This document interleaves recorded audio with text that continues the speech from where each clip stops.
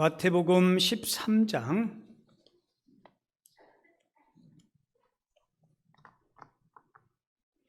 44절로 46절까지 신약성경 22쪽에 있고요. 우리 세 절 말씀인데 우리 한 목소리로 같이 읽도록 하겠습니다. 같이 읽을게요. 천국은 마치 밭에 감추인 보화와 같으니 사람이 이를 발견한 후 숨겨두고 기뻐하며 돌아가서 자기 소유를 다 팔아 그 밭을 사느니라.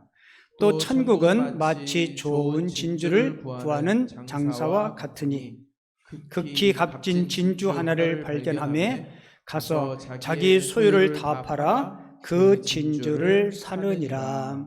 아멘. 오늘 읽은 본문 말씀을 가지고 무엇과도 바꿀 수 없는 천국이라는 제목으로 하나님이 주시는 은혜를 함께 나누도록 하겠습니다. 오늘 제목 같이 읽을게요. 같이 읽어요. 무엇과도 바꿀 수 없는 천국. 영혼의 만나, 오늘 제목은 날마다 기적입니다. 성경의 이야기는 기적의 이야기로 가득합니다. 성경에서 기적을 빼면 겉표지만 남게 될 것입니다. 사실 이 세상에서 일어나고 있는 일들이 모두 기적입니다. 일상의 삶이 신비요 기적입니다. 하나님이 필요하시면 우리를 극적으로 신비롭게 인도하십니다. 그러나 대부분의 경우 일상적인 삶 속에서 우리를 부르시고 동행하십니다. 신비로운 일상을 보십시오. 해가 지고 뜨고 바람이 부는 사소한 일. 그러나 이것은 가장 신비롭고 위대한 일입니다.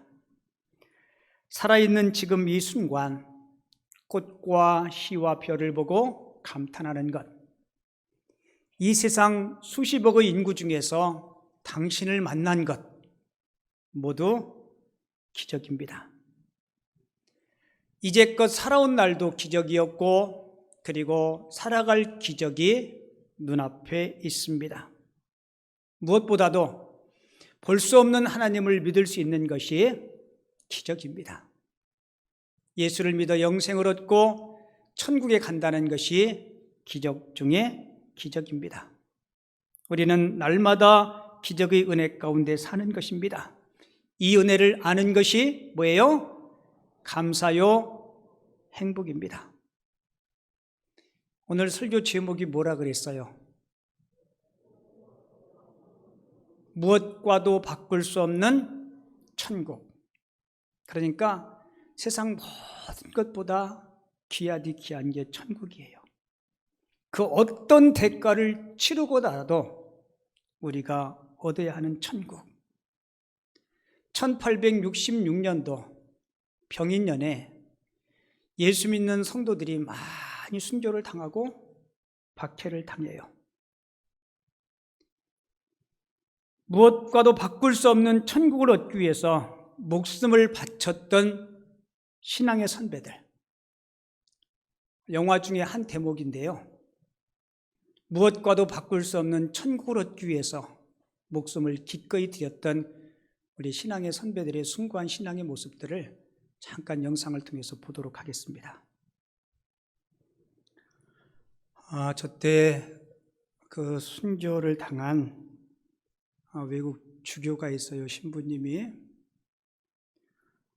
베르네라는 신부님인데요. 한국에 와서 이름을 한국 이름으로 바꿉니다. 이름이 장경일로 바꿔요. 1856년 조선 교구장으로 우리 조선 땅에 입국합니다. 그리고 많은 백성들에게 성경의 말씀 그리고 기도서, 교리문답 등을 가르쳐주기 위해서 한양에 조그마한 인쇄소를 만들어요. 그리고 성직자가 부족한 상황에서 신자들로 하여금 성경 말씀을 읽고 천주, 하늘의 주인 되신 하나님을 가르칩니다. 그리고 처형 당일에 세남터라는 형장, 그 형장에 서양 신부가 처형당하는 모습을 구경하기 위해서 군중들이 발 디딜 틈 없이 모여들어요. 그 많은 사람들이 선교사를 비웃고 선교사를 향해서 욕을 막 퍼붓습니다.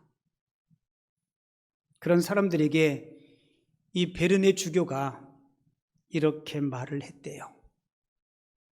그렇게 웃고 우리를 놀리지 마십시오.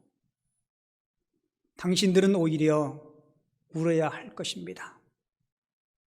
우리는 당신들에게 영원한 행복을 마련해 주려고 왔는데 이제 누가 천국의 길을 당신들에게 가르쳐 주겠소?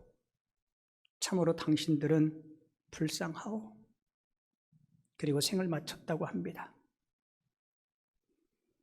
그 당시 조선 땅에 온 선교사들은 자기 조국으로 돌아가겠다라고만 하면 살아서 돌아갈 수 있었다고 합니다.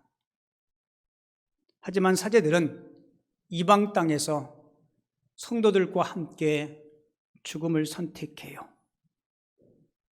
심한 고문을 이겨내고 겸허히 칼을 받을 수 있었던 원동력이 무엇이었을까? 그 어느 것과도 바꿀 수 없는 그 천국, 그 하나님의 나라를 위해서 목숨까지 아낌없이 드렸던 거예요. 저 짧은 영화를 보면서 무엇과도 바꿀 수 없는 천국을 위해서 목숨을 아낌없이 드렸던 우리 신앙의 선배들의 모습을 보면서 우리 나태한 신앙의 모습을 보면 너무 부끄럽지 않습니까? 누가 우리가 교회를 간다고 우리가 박해를 합니까? 붙잡아서 우리를 고문을 합니까? 하나님은 우리를 천국으로 인도하시기 위해서 십자가에서 물과 피를 쏟으시고 모든 것을 아낌없이 주셨는데 오늘 본문 11절에 보면 이 천국을 아는 것은 누구에게나 허락된 것이 아님을 이야기하죠. 오늘 마태복음 13장 11절에 보면 천국의 비밀을 아는 것이 너에게는 허락되었으나 라고 이야기하죠. 이 놀라운 천국은 모두가 아는 게 아니에요. 그러니까 뭐라고 얘기해요? 비밀이라고 이야기합니다. 천국은 성도들이 가야 할 궁극적인 장소예요. 여러분 혹시 이런 생각 해보셨나요? 만약에 천국이 없다면 바울의 고백같이 천국이 없다면 저와 여러분들은 세상 사람 가운데 제일 불쌍한 자일 겁니다. 그렇죠? 천국이 없다면 우리는 크게 사기당한 거예요. 천국이 없다면 우리는 크게 기만당한 겁니다. 고린도서 15장 19절에서 바울은 이렇게 고백하죠. 그리스도 안에서 우리가 바라는 것이 다만 이 세상의 삶뿐이면 모든 사람 가운데 우리가 더욱 뭐예요? 불쌍한 자인이라 라고 이야기하죠. 지금 바울은 역설적으로 이야기해요. 무엇과도 바꿀 수 없는 그 천국을 소유한 우리는 세상에서 가장 복된 자요 행복한 자라는 겁니다. 여러분 우리 삶이 이 땅의 삶이 전부가 아니에요. 사도 바울이 고린도후서 5장 1절에서 이렇게 하죠. 만일 땅에 있는 장막이 집이 무너지면 하나님께서 지으신 집 곧 손으로 지은 것이 아니요 하늘에 있는 영원한 집 천국이 우리에게 있는 줄 아느니라. 할렐루야. 여러분 천국이 여러분들 집 맞죠? 우리는 두 개의 집이 있어요. 하나는 돌아갈 영원한 천국의 집, 그 집은 무너지지 않습니다. 이 땅의 집은요 아무리 여러분들이 육체적으로 건강하고 젊다 해도 언젠가는 무너질 수밖에 없어요. 우리가 부르는 찬송가 528장 4절을 보면 우리를 위하여 예비해 두신 뭐가 있어요? 영원한 집이 있어 죄 많은 세상을 떠나게 될 때 영접해 주시겠네. 우리를 위하여 예비해 두신 영원한 집이 있어 죄 많은 세상을 떠나게 될 때 영접해 주시겠네. 후렴은 같이 해요. 오라 오라 방황치 말고 오라 죄 있는 자들아 이리로 오라 주 예수 앞에 오라. 할렐루야.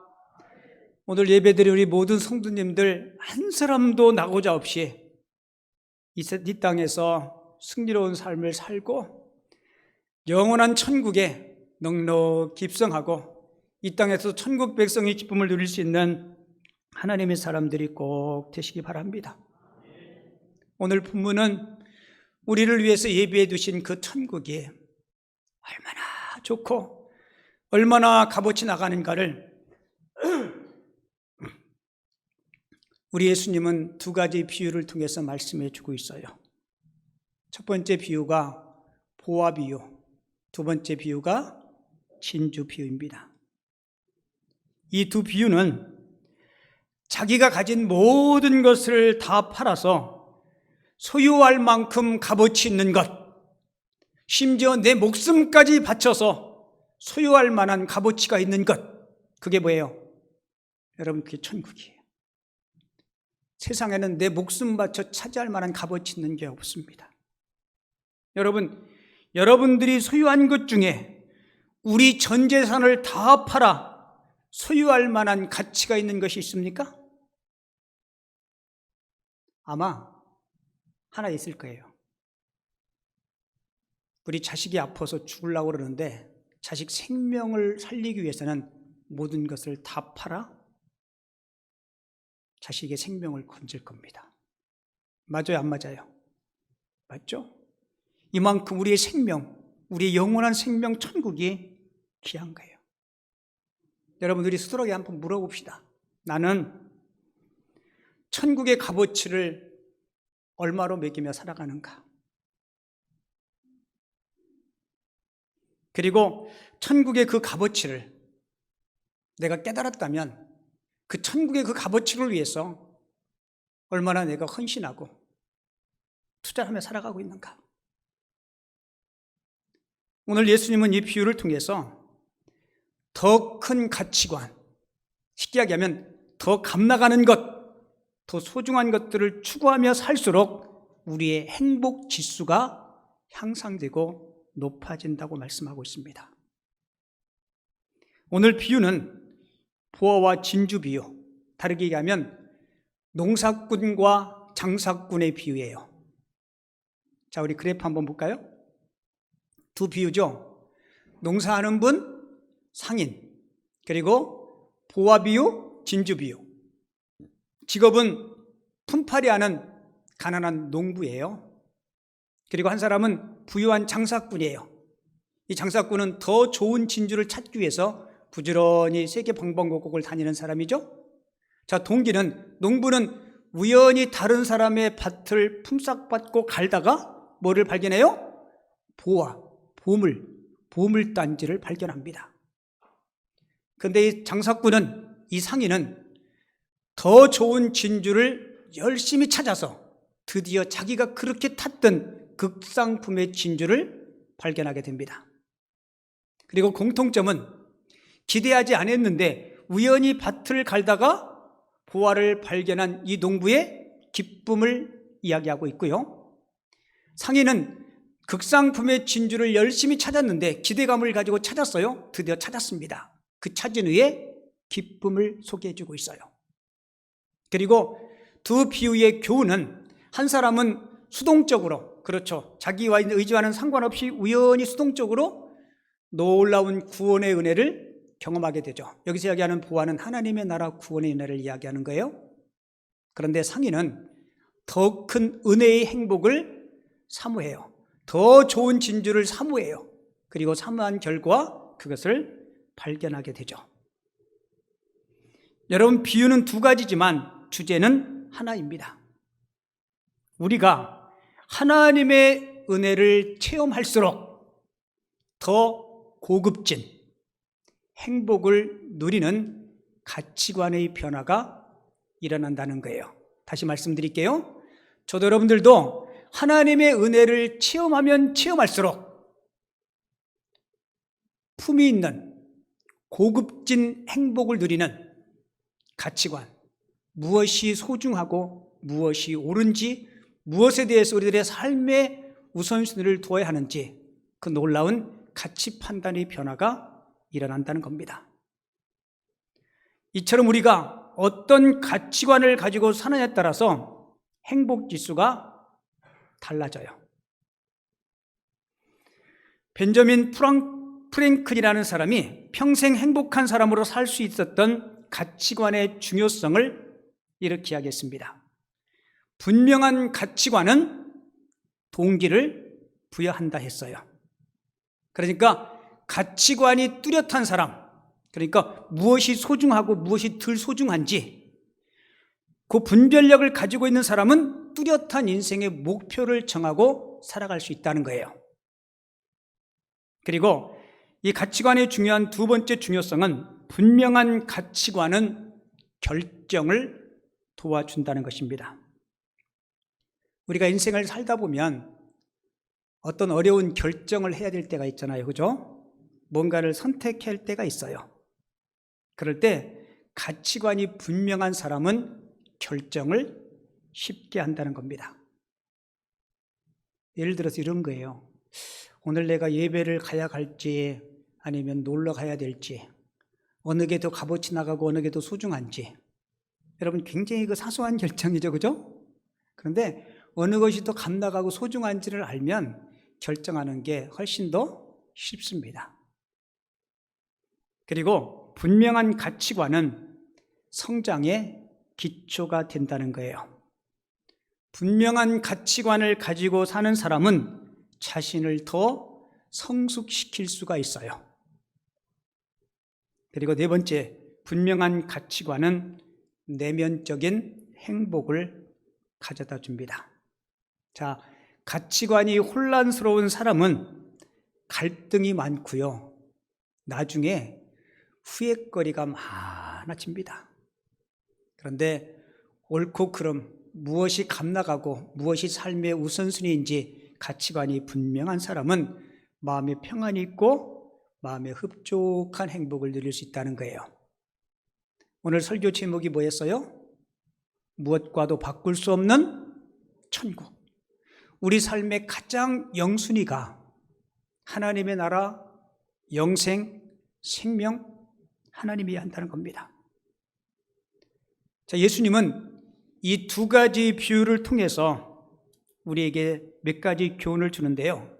그 첫 번째 보화와 진주 비유의 첫 번째 교훈은 은혜로 구원받았으니까 어떻게 살라고요?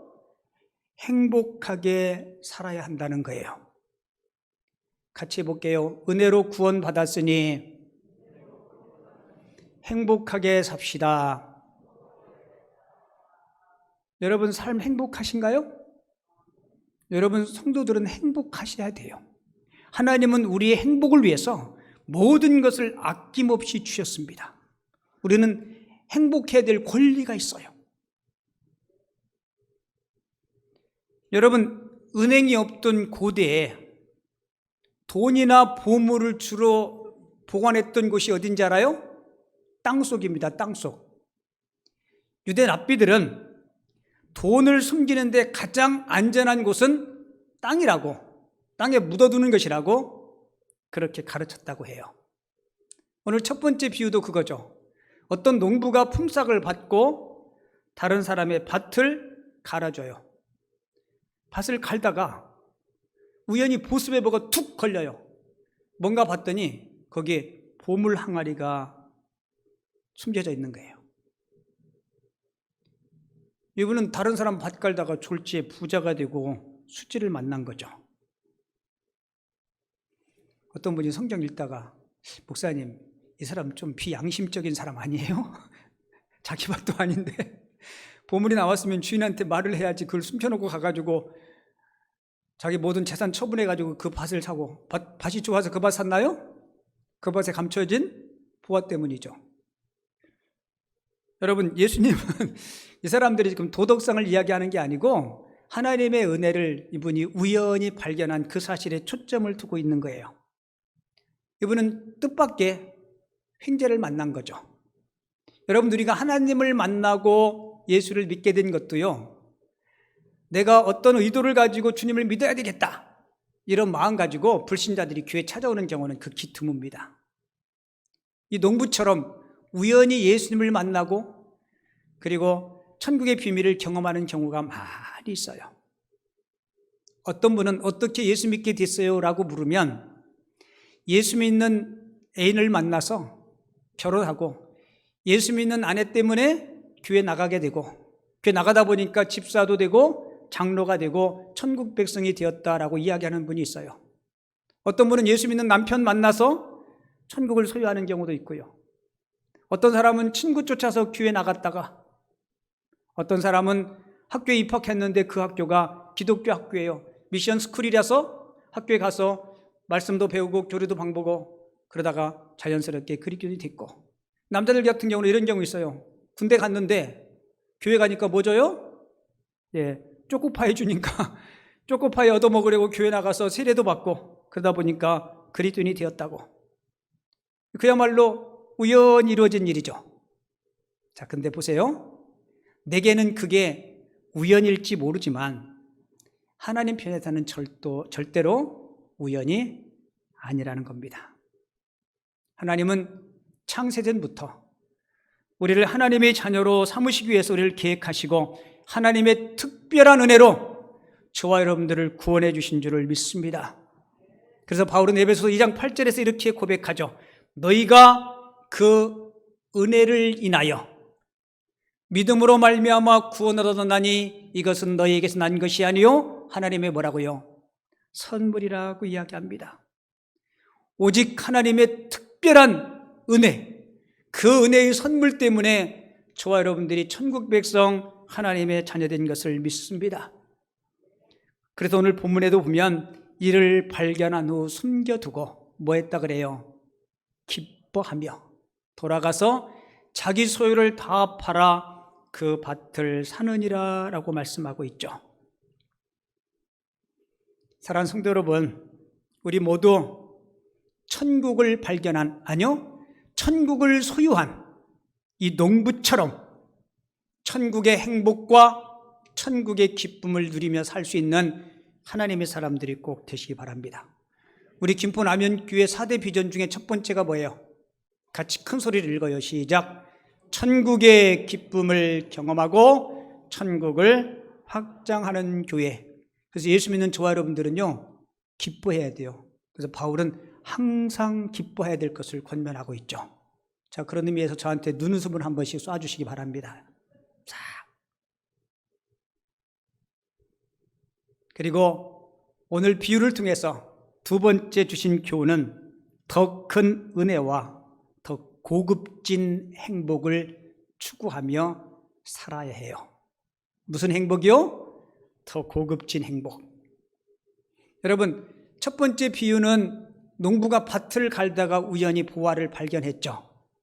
그런데 두 번째 비유는 더 진취적인 메시지를 포함하고 있어요. 두 번째 비유가 뭐였어요? 진주 비유 혹은 상인의 비유, 장사꾼의 비유. 이 사람은 재산이 좀 있었던 것 같아요. 그리고 집에도 이미 가지고 있는 진주가 있었던 것 같아요. 그런데 더 좋은 진주, 극상품의 진주를 찾아 나섭니다. 아마 세계 이곳저곳을 많이 돌아다녔을 거예요. 그리고 드디어 자기가 그렇게 찾던 극상품의 진주를 발견합니다. 그리고는 그 진주를 얻기 위해서 자기가 가지고 있는 모든 자본을 다 그곳에 투자해요. 여러분, 우리가 영원한 천국 백성 됐습니다. 그죠? 그런데 이 천국이 그냥 근근히 죽어서 마는 천국이 아니라 천국 백성 된 우리들이 이 땅에서도 그 천국의 기쁨을, 차원 높은 천국의 행복을, 극상품 진주를 구한 장사와 같이 누리면서 살아야 돼요. 아멘이십니까? 여러분, 내 안에 어떤 진주가 있고 보물이 있고 귀한 것이 있으면 자랑하고 싶어요? 안 하고 싶어요? 자랑하고 싶죠. 내 안에 천국의 기쁨이 있어야 그 천국을 자랑하는 게 뭐예요? 여러분, 그게 전도예요. 그러니까 신앙생활을 몸이 건조하게 재미없게 하는 사람은 전도할 수가 없어요. 근데 그 천국이 세상 어느 것보다 귀하고 그 천국이 가져다주는 기쁨이 세상에 가져다주는 것보다 크면 여러분, 사랑하는 사람들과 그것을 나누고 싶잖아요. 혹시 여러분들이 어느 맛집에 갔어요. 먹어봤더니 맛이 기가 막혀. 그러면 이렇게 생각하나요? 요 맛집은 다른 사람한테 알려주지 말고, 남편에게도 알려주지 말고 나만 살짝 와서 먹어야 되겠다. 이렇게 생각하는 못된 생각을 가진 사람은 없어요. 먹으면 가장 먼저 누가 생각나요? 아마 여러분들 같으면 목사님이 생각날 거예요. 이렇게 만난 거 삐쩍 마른 우리 목사님 한번 대접해 드려야지. 그런 생각 나요, 안 나요? 양심이 가책을 느끼니까 대답들 안 하시네. 사랑하는 남편보다 아이들이 먼저 생각날 거예요. 사랑하는 사람과 함께 나누고 싶어요. 다음에 내가 기회가 되면 꼭 누구와 같이 와서 한번 먹어야 되겠다. 저는 먹는데 별로 그리 관심은 없는데요, 우리 성도님들 때문에 이 군동에 맛집을 제가 많이 알아요. 목사님, 그 음식점이요, 되게 제가 한번 가봤는데 맛있어요. 저는 잘 모르는데 우리 성도님들이 소개해줘가지고. 여러분, 우리가 예수님을 만나서 진정한 행복을 누릴 수 있었던 것은요, 예수님의 값어치를 알기 때문에 그래요. 맞아요, 안 맞아요? 여러분, 예수 안 믿는 사람들이요, 교회 다니는 성도들, 교회 가는 것까지는 괜찮아. 근데 가장 이해가 안 되는 게 뭔지 알아요? 교회 안 다니는 사람들이 성도들의 모습을 보면서 이거래요. 돈 갖다 바치는 것, 그는 도대체 이해가 안 간대. 이해가 가겠어요, 안 가겠어요? 여러분들은 이해가 가요, 안 가요? 여러분, 우리는 천국의 값어치를 알기 때문에 하나님 앞에 아낌없이 기쁨 가운데 헌신하고 드릴 수 있는 거예요. 근데 세상 사람들은 그 값어치를 몰라요. 전혀 모릅니다. 그 비밀을 알 수가 없어요. 우리 찬송가에 주 예수보다 더 귀한 것은 없네, 찬송가 94장에 이 찬송이 있는데요, 이 찬송에 그 작곡을 하신 분이 조지 비벌리 쉐아라는 분이에요. 이분이 어린 시절부터 노래 남다른 솜씨가 있었다고 합니다. 그 노래 솜씨를 인정받아서 시카고 방송국에서 정기적으로 출연을 요청받아요. 여러분, 공중파 방송을 타고 가수가 그 노래 인정을 받으면 부와 명예와 그리고 인기가 자연스럽게 따라와요. 그는 대중가요로 성공할 수 있는 길이 있었지만 그는 대중가요를 불러서 떼돈을 버는 것보다 그 노랫말의 가사처럼 주 예수보다도 귀한 것은 없네, 이렇게 결단을 하고 찬양 사역자로 헌신하고 결심을 합니다. 그리고 여러분들이 잘 아는 빌리그레암 목사님과 함께 동역을 해요. 빌리그레암 목사님이 복음을 제시하고 많은 사람들에게 구원 초청을 하고, 그러면 그 자리에서 주 예수보다 더 귀한 것은 없네, 주 예수님을 믿고 영접하는 것이 인생의 가장 고급진 행복이요 영원한 천국을 소유하는 길임을 그는 찬양을 통해서 선포했다는 겁니다. 여러분, 우리는 예수를 믿고 구원받은 주의 자녀들이에요. 저도 여러분들도 신앙생활이 마지못해서 억지로 하는 것이 아니라 그 구원받은 그 기쁨 때문에 감사하고 또 행복하고, 그래서 더 하나님의 나라를 확장할 수 있는 그런 기쁨의 성도님들이 꼭 되어줄 수 있기를 주님의 이름으로 축원을 드립니다. 우리